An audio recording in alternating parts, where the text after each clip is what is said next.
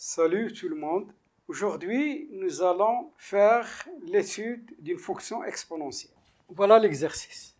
Soit G, une fonction numérique à variable réelle x, définie par G de x est égal à 2e à la puissance x moins x au carré moins x. La première question, petit a. Calculer G' de x pour tout x appartenant à R et étudier les variations de la fonction G' de x. Donc, nous allons dans un premier temps calculer G' de x.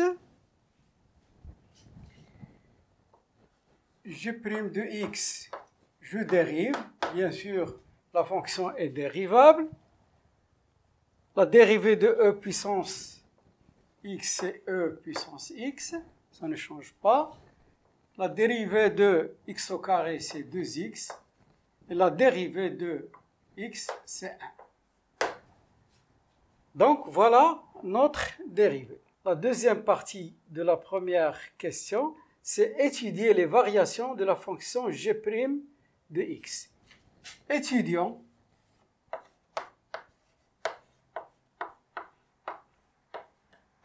les variations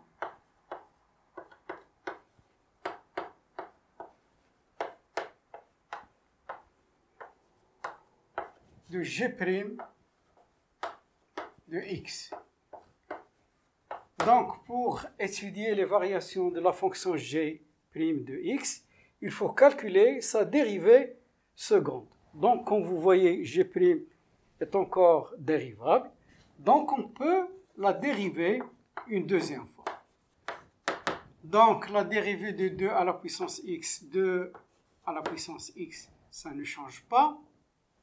La dérivée de 2x, c'est 2. Et la dérivée de 1, c'est 0.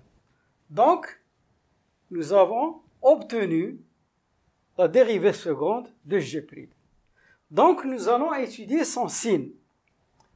Donc, pour étudier le signe de... Nous allons voir quand est-ce qu'elle va s'annuler. G seconde de x est égal à 0, si et seulement si 2 e à la puissance moins x est égal à 0.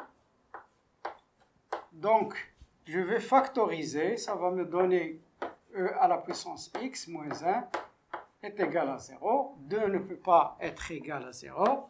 Donc, e à la puissance x moins 1 est égal à 0. Ce qui est équivalent e puissance x est égal à 1. Nous allons introduire le logarithme népérien. Donc, ça va nous donner ln e de x est égal à ln de 1. Comme vous savez, si a est égal à b, bien sûr a et b strictement positifs, ln de a est égal à ln de b. Ce qui est équivalent, ln e puissance x est égal à x, c'est la composée de deux fonctions réciproques. Log de 1 est égal à 0. Donc, nous allons voir quel est le signe de g seconde de x à partir de 0. Donc, nous allons étudier deux cas.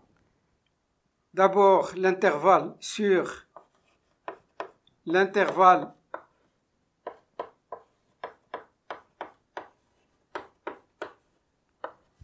moins l'infini 0. Nous avons x inférieur ou égal à 0. Donc, c'est équivalent à e à la puissance x inférieur ou égal à e à la puissance 0. C'est équivalent à e à la puissance x est inférieur ou égal à 1. Ce qui est équivalent à e à la puissance x moins 1 négatif. Ce qui est équivalent à 2 fois e à la puissance x moins 1, lui aussi il est toujours négatif. Donc ce qui est équivalent à g2 seconde x est négatif. Donc, G', la fonction, est décroissante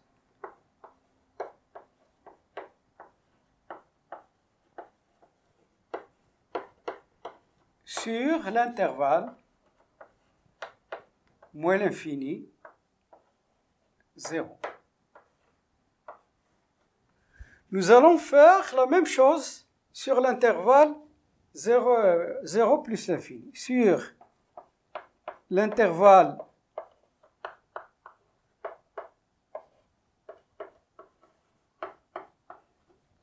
zéro plus l'infini,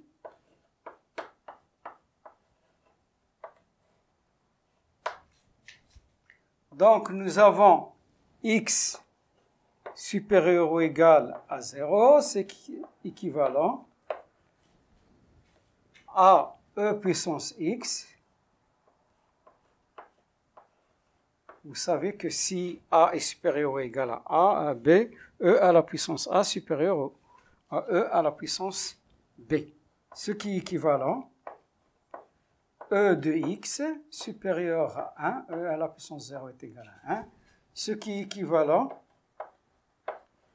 à e à la puissance x moins 1 supérieur à 0, ce qui est équivalent à 2 facteurs de e à la puissance x moins 1 supérieur ou égal à 0.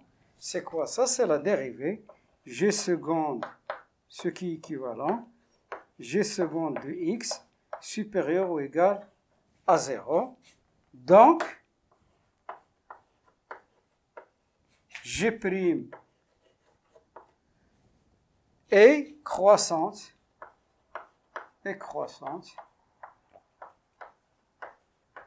sur l'intervalle 0 plus l'infini. Alors, nous avons dressé un tableau de variation de la fonction g' de x. Nous avons calculé sa dérivée, g seconde de x,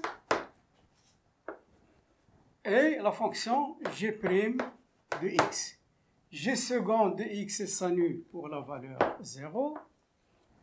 Nous avons vu qu'il est positif, négatif sur l'intervalle moins l'infini 0 et positif sur l'intervalle 0 plus l'infini.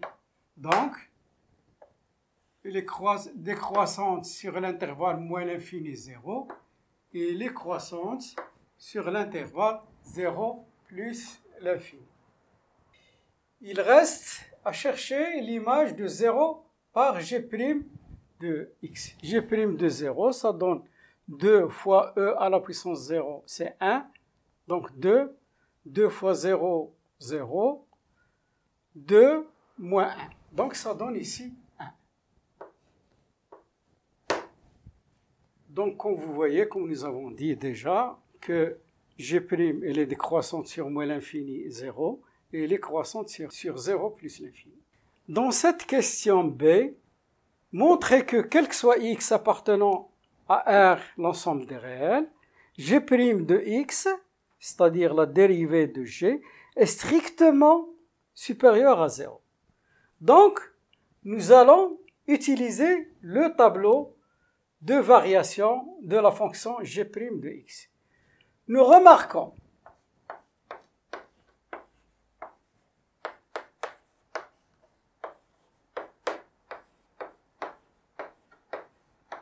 que, quel que soit x appartenant à R, g' de x est supérieur ou égal à 1. Car 1 est un minimum.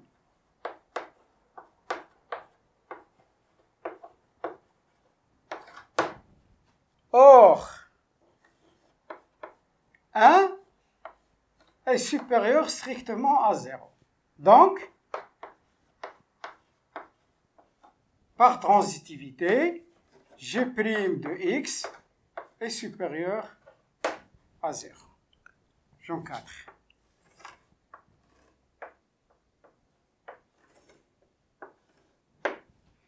Passons maintenant à la question C. Calculer limite de g de x quand x tend vers moins l'infini et la limite de g de x quand x tend vers plus l'infini. Et puis, dresser le tableau de variation de g. Nous commençons par les limites. Limite g de x quand x tend vers moins l'infini. Je remplace g de x par son expression. 2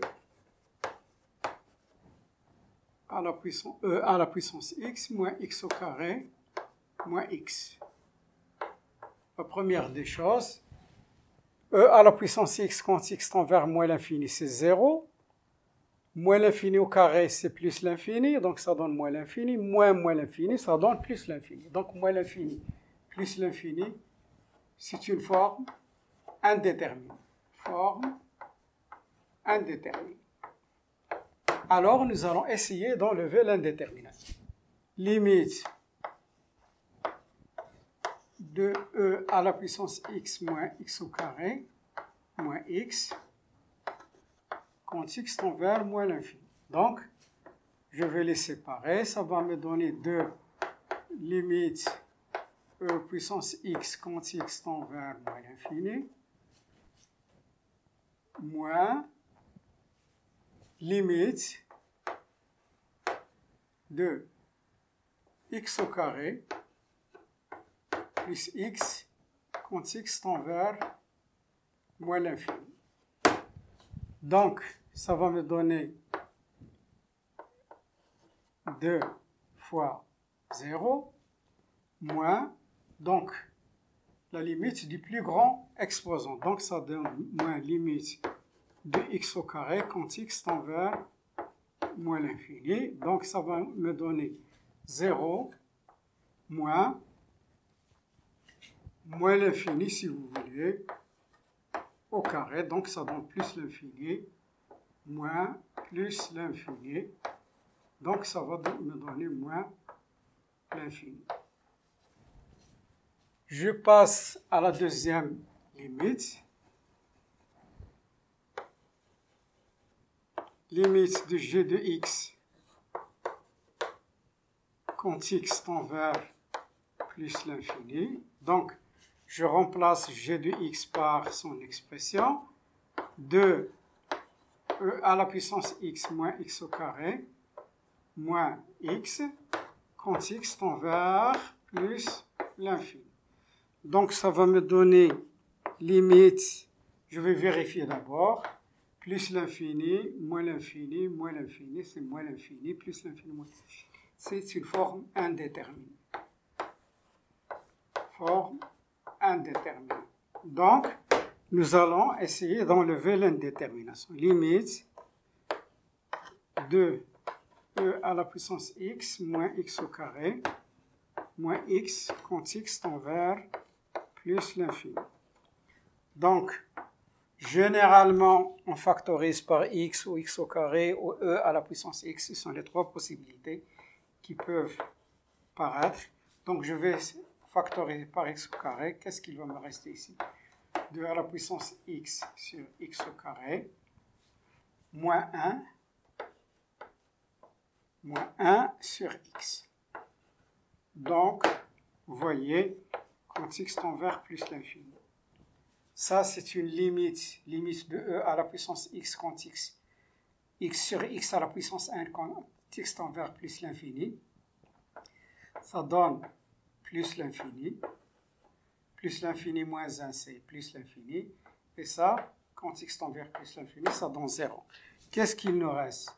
X au carré, c'est plus l'infini au carré, fois plus l'infini, moins 1. Donc, ça donne, en fin de compte, plus l'infini. Donc, ces limites, je vais les colorer pour se rappeler bien.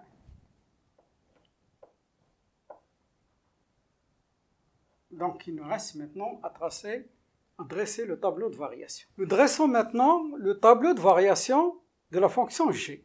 Pour cela, il nous faut sa dérivée et la fonction g de x. Notre fonction g de x, elle est définie de moins l'infini jusqu'à plus l'infini. Notre dérivée, elle s'annule. Nous avons constaté qu'elle est toujours positive parce que nous avons démontré qu'elle est supérieure à 1.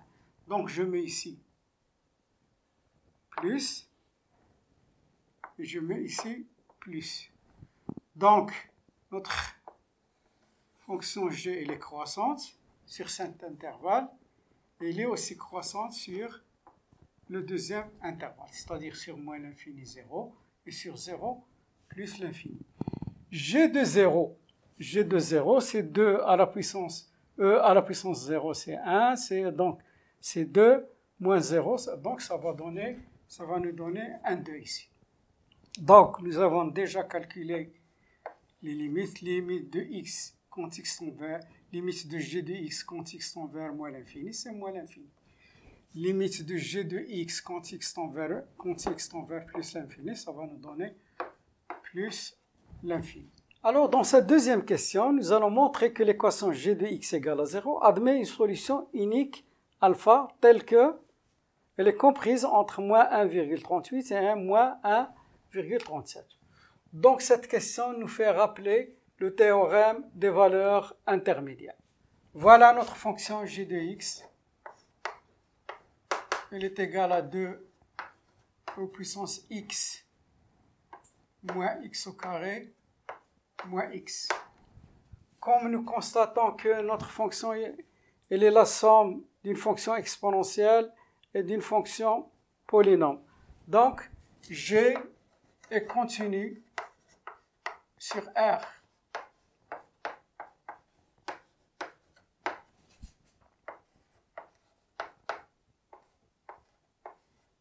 Est continu sur R, en particulier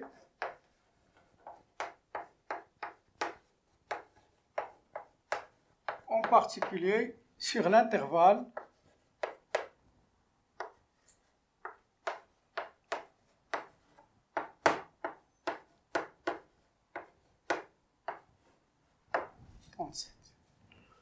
sur l'intervalle moins 1,38 moins 1,37.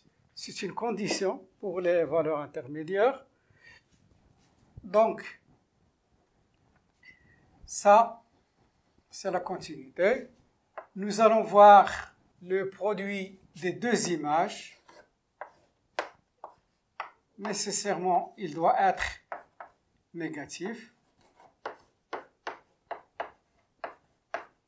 Quand vous faites votre calcul, vous trouvez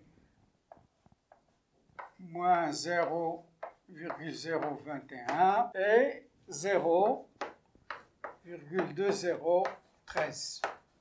Donc, c'est un produit négatif. D'après le théorème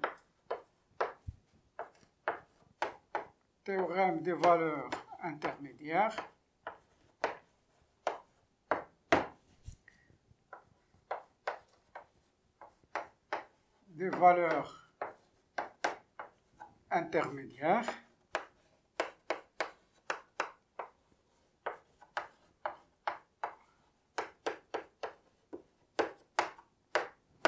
il existe alpha appartenant à cet intervalle qui est le nôtre, moins 1,38, moins 1,37,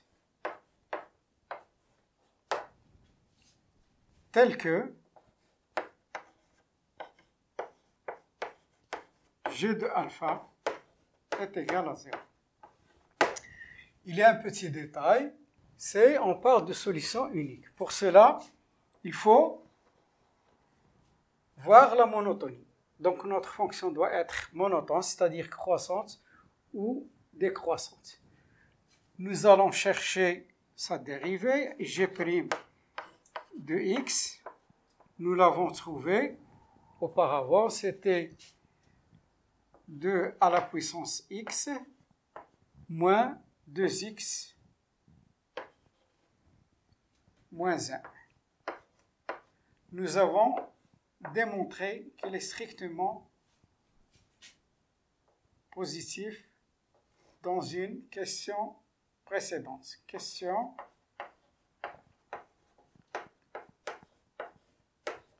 précédente.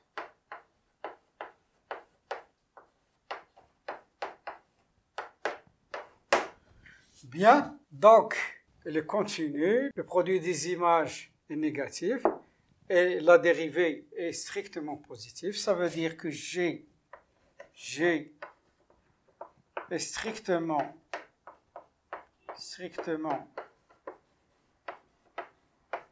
croissante.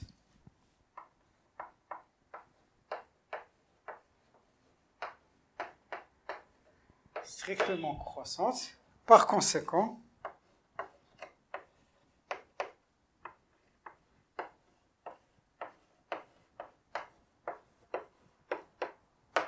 alpha est unique.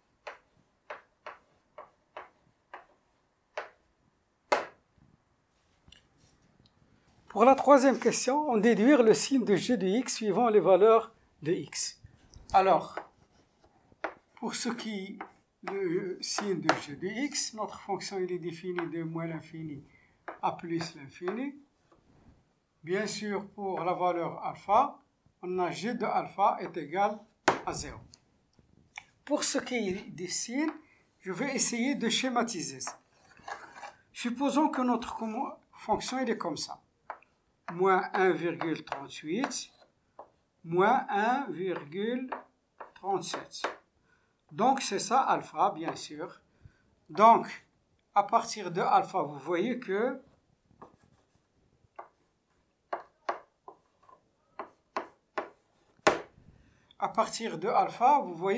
toutes les images sont positives. Donc, je mets ici plus.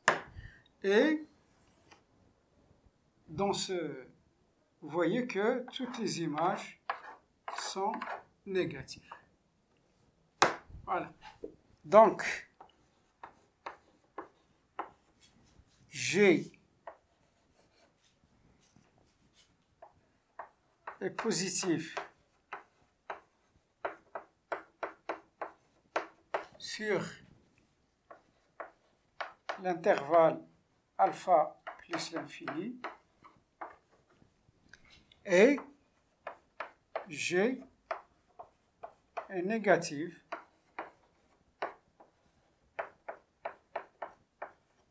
sur l'intervalle moins l'infini alpha. Alors, nous allons aborder la deuxième partie. Soit f une fonction numérique à variable réelle x définie sur R par f de x égale à x au carré e à la puissance x sur e à la puissance x moins x, sachant que CF est sa courbe représentative dans un repère orthonormé OIJ. Notre première question, petit a, calculer limite de f de x quand x tend vers moins l'infini et limite de f de x quand x tend vers moins l'infini. Nous commençons par la première. Limite de f de x quand x tend vers moins l'infini. Je remplace f de x par son expression.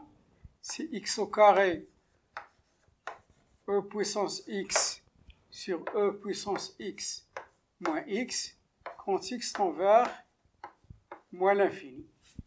Comme vous savez, ça va donner cette limite, c'est déjà connu. Limite de x à la puissance n, e à la puissance x, quand x tend vers moins l'infini, ça donne 0. Celle-là aussi, elle est connue. Limite de e à la puissance moins l'infini, ça donne 0 moins l'infini. Donc, ça nous donne 0 sur plus l'infini, ça nous donne 0. Voilà cette première limite. La deuxième limite. Limite de f de x quand x tend vers plus l'infini. Limite, je remplace f de x par son expression, c'est x au carré e puissance x sur e puissance x moins x quand x tend vers plus l'infini. Je remplace donc plus l'infini, e puissance plus l'infini, c'est plus l'infini au carré, c'est plus l'infini, ça donne plus l'infini moins l'infini, c'est une forme indéterminée. Donc, forme indéterminée. Nous allons essayer d'enlever l'indétermination. Limite x au carré e puissance x sur e puissance x moins x quand x tend vers plus l'infini. Généralement, on va essayer de diviser, de simplifier cette fraction. Donc,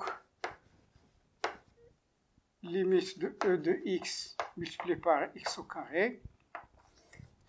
Je factorise par e à la puissance x, ça donne 1 moins x sur e à la puissance x quand x tend vers plus l'infini. Donc, je peux simplifier. Qu'est-ce qu'il me reste? Il me reste limite de x au carré sur 1 moins x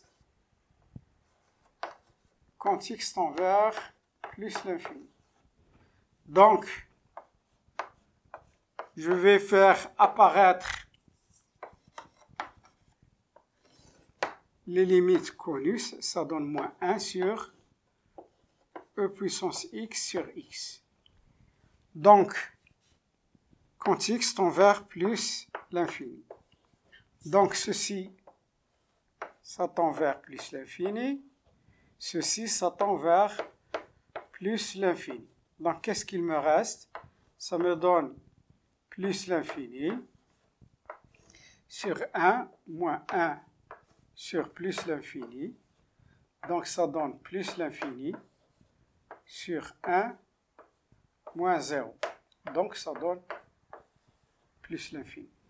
Donc, je vais écrire ces deux limites avec une couleur différente pour pouvoir les utiliser plus tard. Alors, la question B, montrer que quel que soit x appartenant à R, f' de x, c'est-à-dire la dérivée de x, est égale à x e à la puissance x g de x divisé par e à la puissance x moins x, le tout au carré. Notre fonction soit f de x est égale à x au carré e puissance x sur e puissance x moins x. Alors, nous allons calculer sa dérivée f' de x. C'est un quotient, u sur v est égal à u'v moins uv' sur v carré, c'est-à-dire x au carré e puissance x prime, u'v de x moins x, moins u v', e de x, u c'est x au carré, u c'est x au carré e à la puissance x, et v c'est e à la puissance x moins x prime, sur v carré qui est e x moins x, le tout au carré, est égal. Alors je dérive, c'est un uv, u'v plus uv'. Donc ça me donne 2x u'v plus uv'. La dérivée de e à la puissance x, c'est e à la puissance x. En général, e à la puissance u de x, c'est u' e à la puissance u de x.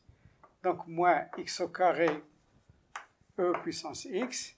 La dérivée d'une différence, c'est e à la puissance x moins 1. E à la puissance x moins x au carré. Donc, je vais développer. Donc, ça va me donner 2x e de x.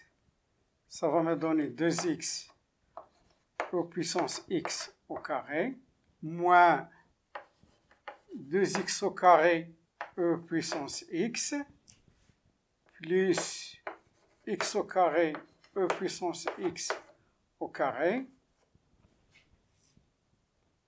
moins x au cube e puissance x.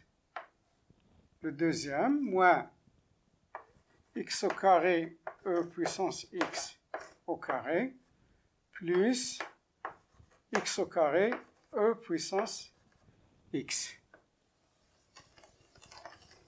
Tout ça sur e puissance x moins x le tout au carré. Nous allons voir, est-ce qu'il y a des simplifications? Regardez, x au carré e puissance x au carré e puissance x. Donc, ces deux termes vont disparaître. Qu'est-ce qu'il reste? Regardez ces deux-là aussi. Moins 2x au carré e de x.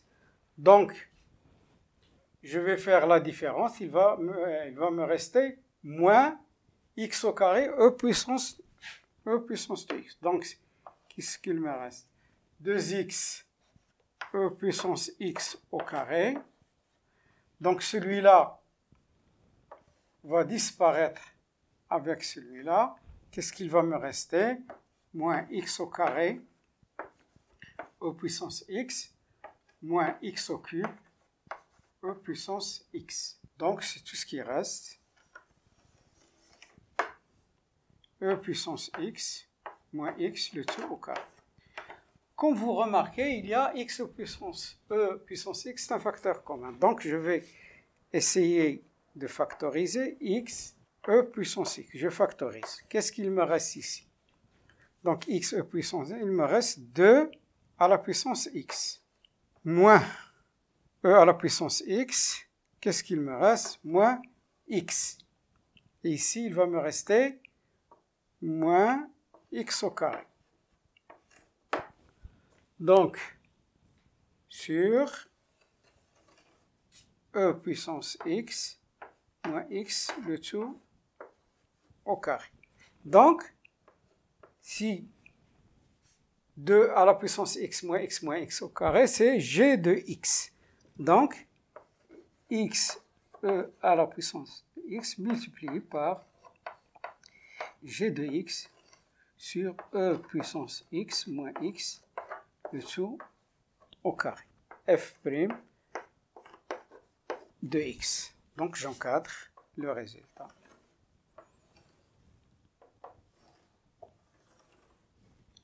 Nous passons maintenant à la question 1c. Montrez que f de alpha est égal à alpha au carré plus 2 alpha plus 2 sur alpha moins 1. Et on déduire un encadrement de f de alpha. F de x est égal à x au carré e puissance x sur e puissance x moins x. Donc, f de alpha est égal à alpha au carré e puissance alpha sur e puissance alpha moins alpha.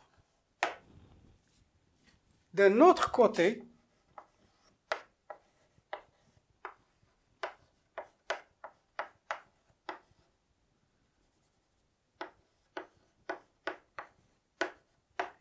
g de x est égal à 2 à la puissance x moins x au carré moins x. On a g de alpha est égal à 0, ce qui est équivalent de e puissance alpha moins alpha au carré moins alpha est égal à 0. Donc, j'essaie de tirer E puissance alpha de cette expression. 2 E puissance alpha est égal à alpha au carré plus alpha. Ce qui est équivalent, E puissance alpha est égal à alpha au carré plus alpha sur 2. Je remplace dans 1. Je remplace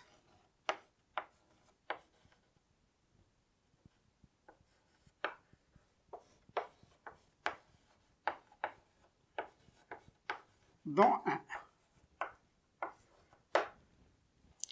F de alpha est égal à alpha au carré E puissance alpha sur E puissance alpha moins alpha, ce qui est équivalent. Donc, F de alpha est égal à alpha au carré, E puissance alpha, c'est multiplié par alpha au carré plus alpha sur 2. E puissance alpha, c'est alpha au carré plus alpha sur 2 moins alpha. Je vais essayer de simplifier ce rapport. F de alpha est égal à alpha à la puissance 4 plus alpha au cube sur 2 divisé par alpha au carré plus alpha moins 2 alpha sur 2. Donc je simplifie, ce qui est équivalent. F de alpha est égal à alpha à la puissance 4 plus alpha à la puissance 3 sur alpha au carré moins alpha. Ce qui est équivalent. Alpha, bien sûr, elle est différente de 0, donc je peux simplifier. Alpha, je factorise par, ça donne alpha au cube, plus alpha au carré, sur alpha, facteur de alpha moins 1. Donc je simplifie. Qu'est-ce qu'il me reste? F de alpha est égal à alpha au cube plus alpha au carré sur alpha moins 1. Nous faisons maintenant la division euclidienne de alpha au cube plus alpha au carré sur alpha moins 1 pour aboutir à ce résultat. Alors, alpha au cube plus alpha au carré divisé par alpha moins 1. C'est une occasion pour vous rappeler la division euclidienne des polynômes. Donc, par quoi dois-je multiplier alpha pour avoir alpha au cube? Donc, c'est pour alpha au carré. Et je multiplie alpha au carré multiplié par moins 1, ça donne moins alpha au carré. Donc, je pose l'opposé. Alpha au carré multiplié par alpha, ça donne alpha au cube. Donc, je pose l'opposé comme on fait pour la division normale. Donc, ça donne un 0 plus 2 alpha au carré.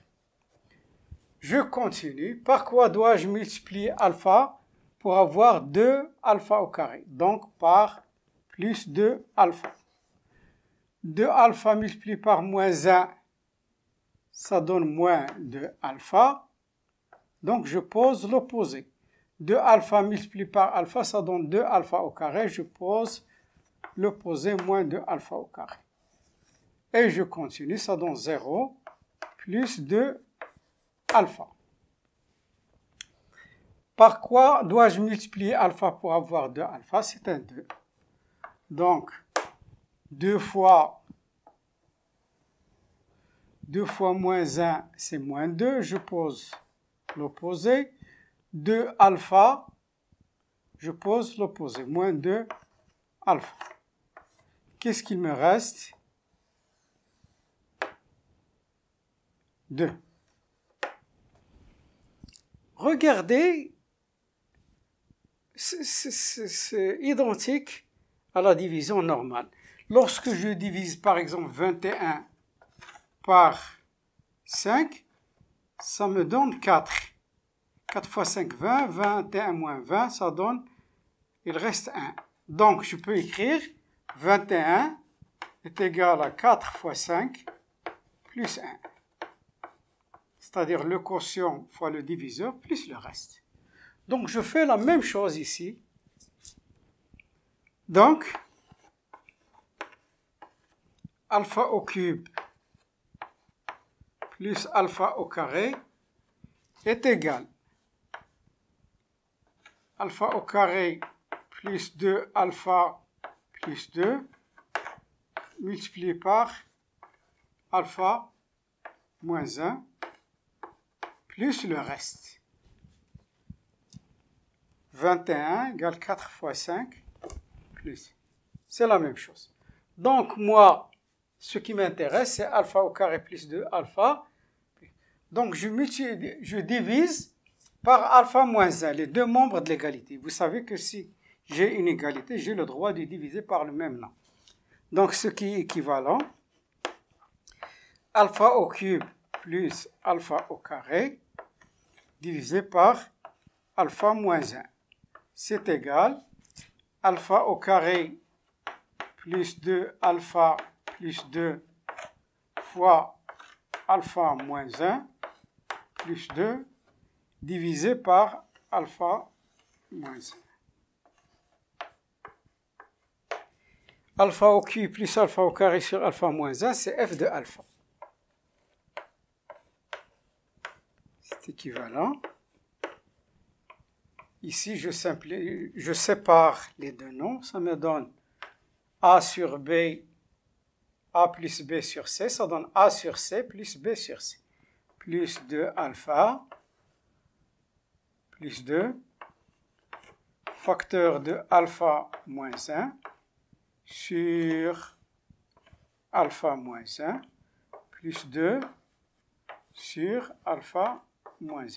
Et là, je peux simplifier. Qu'est-ce qu'il me reste qui est équivalent? F de alpha est égal à alpha au carré plus 2 alpha plus 2 sur alpha moins 1. Donc, j'ai démontré que f de alpha. Alors, passons à l'encadrement de f de alpha. On a déjà démontré que f de alpha est égal à alpha au carré plus 2 alpha plus 2 sur alpha moins 1. On nous a donné alpha compris entre moins 1,38 et moins 1,37. Je veux encadrer f de alpha. Donc, j'élève au carré. Vous savez, lorsque les trois nombres, vous voyez qu'ils sont négatifs, je dois changer l'ordre des positions. Donc, ça donne moins 1,37 au carré et ici, moins 1,38 au carré. Le résultat, par la calculatrice, bien sûr, ça nous donne 1,8769 et 1,9044. Donc, alpha au carré est compris entre ces deux nombres. Maintenant, nous allons encadrer 2 alpha plus 2. Nous commençons par 2 alpha. Je multiplie par 2 ici, ça me donne moins 2,76, moins 2,64. Et j'ajoute un 2, bien sûr. Ça me donne moins 0,76, 2 alpha plus 2 et moins 0,74. Enfin, 1 alpha au carré plus 2 alpha, j'additionne les deux. Vous voyez alpha au carré et 2 alpha plus 2, j'additionne les deux, j'additionne membre à membre. Ça me donne 1,1169 et ça me donne ici 1,644. Il reste maintenant à encadrer 2 sur alpha moins 1. Donc, je vais commencer par le dénominateur, je retranche moins 1, ça me donne moins 2,38 inférieur à alpha moins 1 inférieur à moins 2,37. J'inverse, tous les nombres sont négatifs. Lorsque j'inverse, c'est vrai pour les nombres positifs, je change les positions. Donc regardez, c'est moins 1 sur 2,37 et ici c'est moins 1 sur 2,38. Je multiplie par 2 tous les termes de l'inégalité. Ça me donne moins 2 sur 2,37, 2 sur alpha moins 1, moins 2 sur 2,38. En utilisant la calculatrice, bien sûr, ça me donne moins 0,8438, 2 sur alpha moins 1, inférieur strictement à moins 0,8440. Donc de 1 et 2, j'additionne membre à membre. Ça me donne 1,1169 plus moins 0,8440, ça me donne 0,2731. Et j'additionne bien sûr alpha au carré plus 2 alpha plus 2 sur alpha moins 1. J'additionne celui-là avec celui-là, ça me donne. Donc c'est quoi ça? C'est f de alpha. Donc j'arrondis, au lieu de 4 chiffres après la virgule, je me contente de 2 chiffres après la virgule. Et voilà, j'ai encadré f de alpha. Pour cette question de A, nous allons étudier les variations de f sur R et puis dresser son tableau de variation. On a déjà démontré dans une question antérieure que f' de x est égal à xe puissance x g de x. La fonction g de x, elle est donnée. Elle est égale à 2e puissance x moins x au carré moins x sur e puissance x moins x le tout au carré. Donc, pour étudier les variations de la fonction f, nous allons voir le signe de sa dérivée. Nous commençons par trouver les valeurs qui annulent la dérivée. C'est équivalent. X, e puissance x, g de x, sur e puissance x moins x au carré est égal à 0. Ce qui est équivalent, un rapport il est nul, c'est le numérateur il est nul et le dénominateur il est différent de 0. C'est équivalent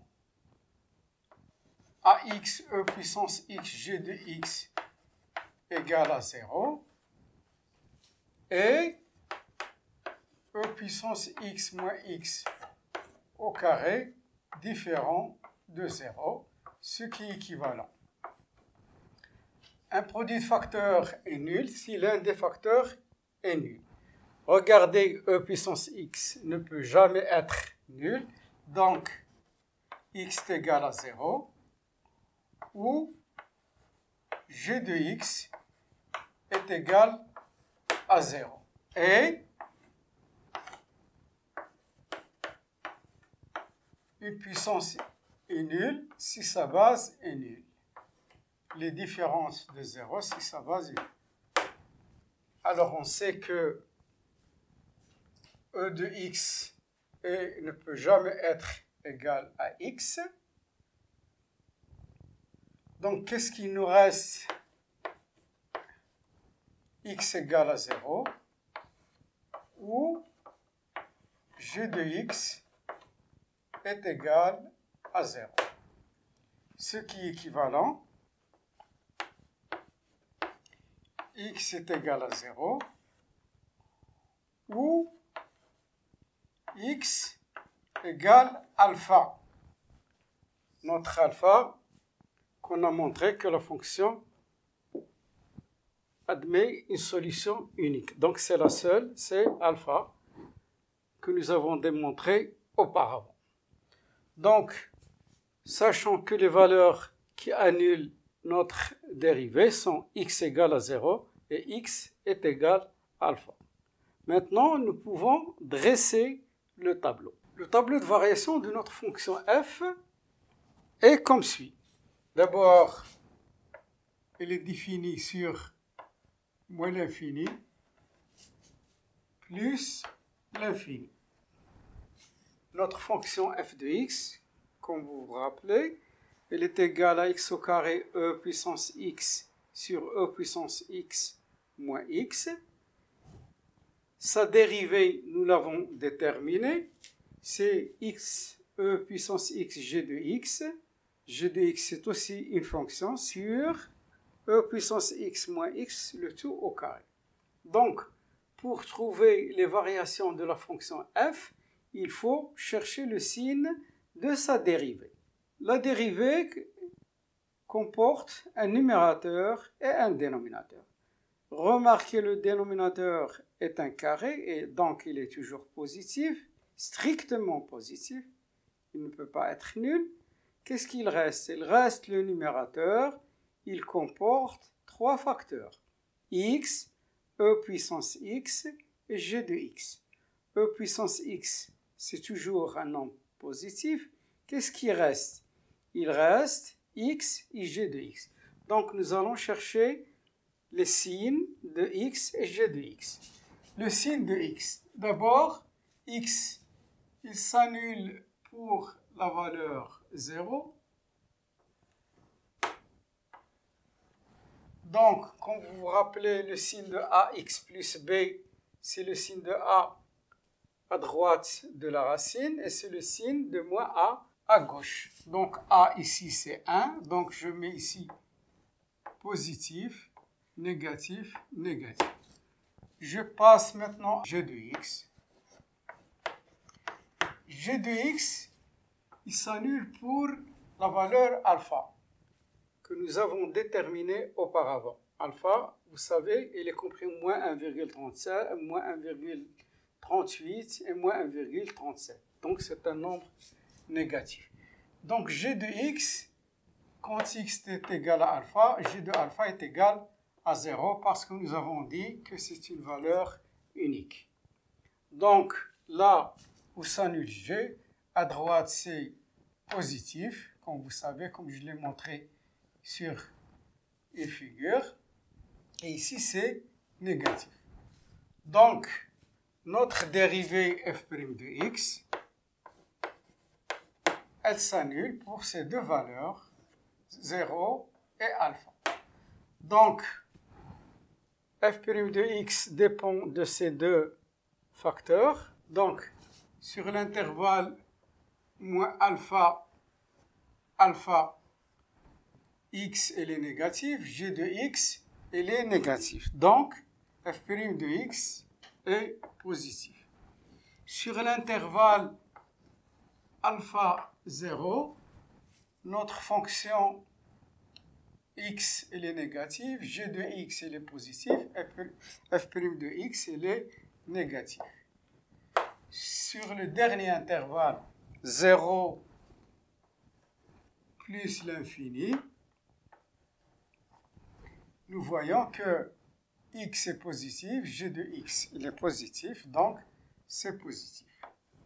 Donc, notre fonction f, ses variations dépendent de f' de x. Si f' de x il est positif sur cet intervalle, ça veut dire qu'il est croissant.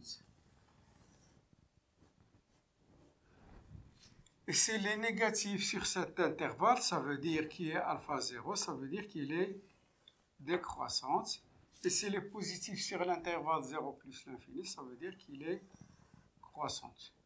Nous avons déjà calculé la dérivée, la limite de x quand x tend vers moins l'infini. On a trouvé 0. Et la limite de f de x quand x tend vers plus l'infini, nous avons trouvé plus l'infini. Il reste maintenant, si x est égal à alpha, f de alpha, donc f de x est égal à x au carré e puissance x sur e puissance x moins x, donc f de alpha, nous posons la valeur f de alpha. Pour ce qui est du 0, f de 0, bien sûr, 0 au carré, c'est 0 multiplié par e puissance 0 qui est égal à 1, donc ça donne 0. Donc, les variations de notre fonction, vous voyez que nous constatons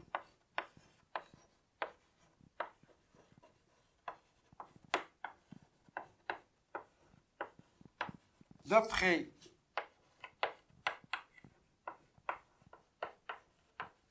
le tableau de variation,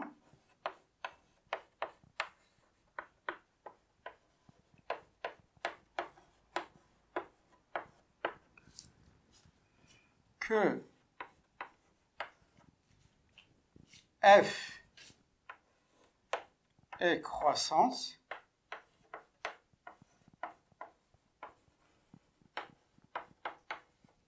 sur l'intervalle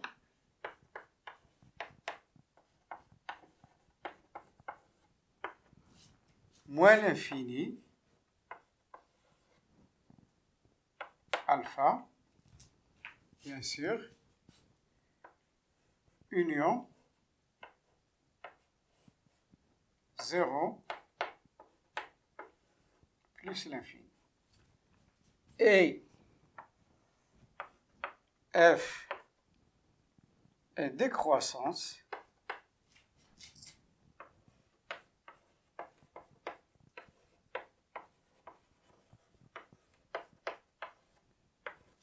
sur l'intervalle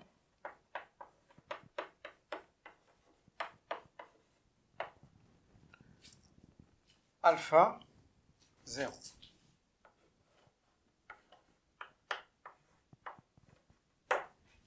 Dans cette question de B, on nous demande de calculer la limite de f de x moins x au carré quand x tend vers plus l'infini, puis interpréter graphiquement le résultat. Donc, on calcule d'abord la limite, comme c'est demandé, f de x moins x au carré quand x tend vers plus l'infini. Donc, je remplace f de x par son expression. C'est x au carré e puissance x sur e puissance x moins x au carré, toujours quand x tend vers plus l'infini. C'est égal. Je réduis au même dénominateur. D'abord, x au carré e puissance x moins x au carré e puissance x plus x au cube. Le tout sur e puissance x moins x. Donc, vous remarquez qu'il y a deux nombres opposés. J'élimine. Donc, qu'est-ce qu'il me reste? Il me reste limite de x au cube sur e puissance x moins x quand x tend vers plus l'infini. Donc, si je remplace, ça me donne plus l'infini moins l'infini au dénominateur. C'est une forme indéterminée. Donc, dès le départ, je sais qu'il y a une forme indéterminée. Donc, je vais essayer d'enlever l'indétermination, x au cube. Donc, je factorise ici par x au cube. Qu'est-ce qu'il me reste à l'intérieur pour... Je dois diviser par x au cube. Moins 1 sur x au carré. Quand x tend vers plus l'infini. Si je développe, bien sûr, x au cube disparaît avec x. Il me reste e à la puissance x. X au cube moins x au cube sur x au carré, ça me donne x. Donc, c'est un changement tactique, c'est tout. Donc, je peux simplifier. Qu'est-ce qu'il me reste? Il me reste limite de 1 sur e puissance x sur x au cube moins 1 sur x au carré quand x tend vers plus l'infini. Donc, ça, je connais, c'est plus l'infini. Et ça me donne 0. Qu'est-ce qu'il me reste? Il me reste 1 sur plus l'infini, ça donne 0. Donc, je dois interpréter ce résultat. J'ai trouvé limite de f de x moins x au carré est égale à 0. Cela veut dire, interprétation.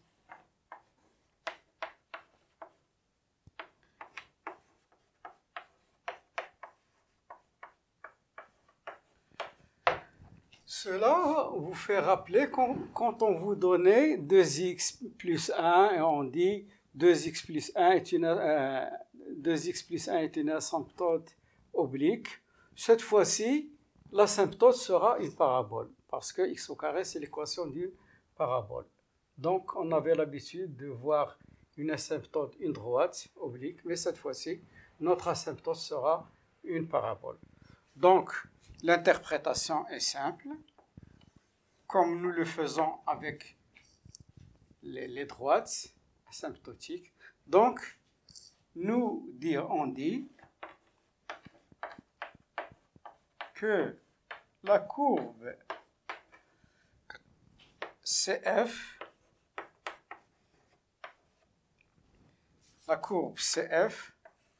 admet comme courbe asymptotique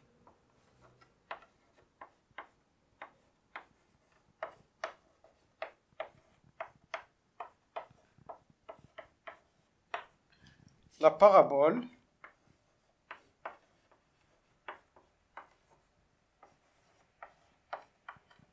d'équation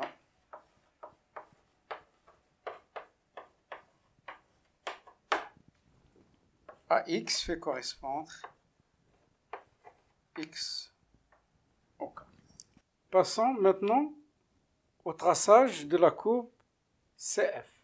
Pour cela, nous aurons besoin du tableau de variation de f. Alors, il faut faire une lecture attentive pour pouvoir tracer une bonne courbe. La plupart des élèves arrivent à réaliser un tableau de variation d'une façon adéquate, mais lorsqu'ils veulent tracer la courbe, la plupart échouent.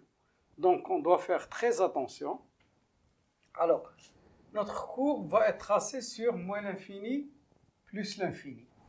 Regardez son itinéraire. Elle est croissante, puis décroissante, puis croissance. Donc, elle va être comme ça. Mais, quelles sont les valeurs indispensables? Regardez, pour x est égal à alpha, f' de alpha est égal à 0. Qu'est-ce que ça veut dire? Ceci. Ça veut dire que la courbe admet une tangente horizontale. De même pour le 0. Pour x égale 0, f' de 0 est égal à 0. Donc, c'est une tangente horizontale. Il reste maintenant, pour alpha, bien sûr, l'image c'est f de alpha, c'est donné, c'est 0,29. Pour x égale 0, f de 0 est égal à 0. Donc, il reste ces limites de f de x quand x tend vers moins l'infini, ça donne 0. Interprétons ce résultat. Cela veut dire, signifie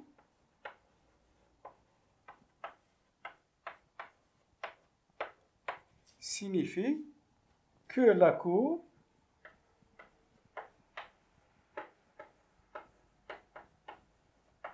CF,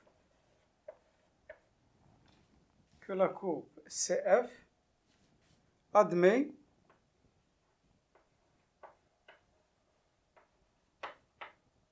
une asymptote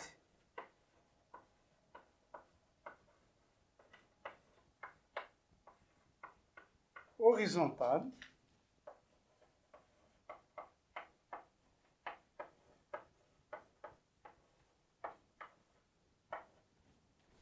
d'équation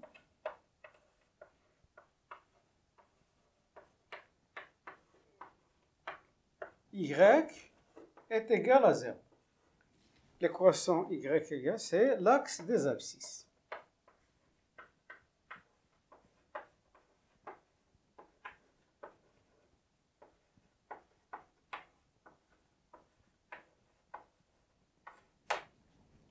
Alors, pour tracer notre courbe, nous avons besoin, dans un premier temps, de la parabole. La parabole y égale x au carré. Parce que nous avons démontré auparavant que notre courbe CF admet une asymptote, une parabole comme asymptote. Généralement, notre asymptote oblique était une équation de la forme ax plus b. Cette fois-ci, c'est une parabole. Alors, je vais la tracer. Y égale x au carré. Donc,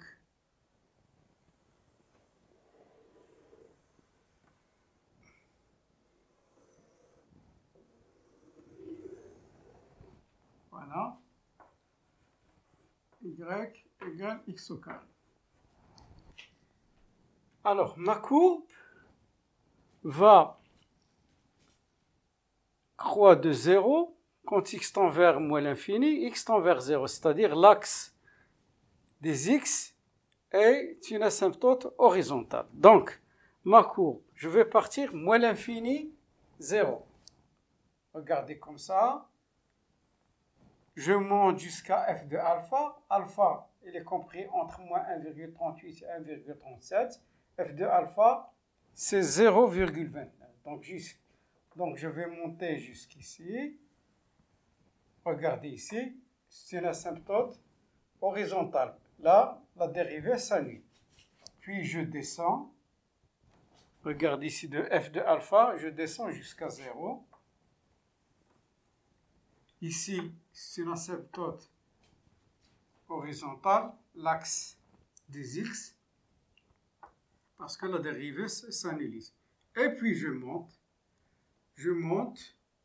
C'est une branche parabolique, mais ce n'est pas une asymptote comme nous avons l'habitude, ce serait une parabole. Donc, je vais monter, mais cette fois-ci, parallèlement à la courbe de la parabole y égale x au carré.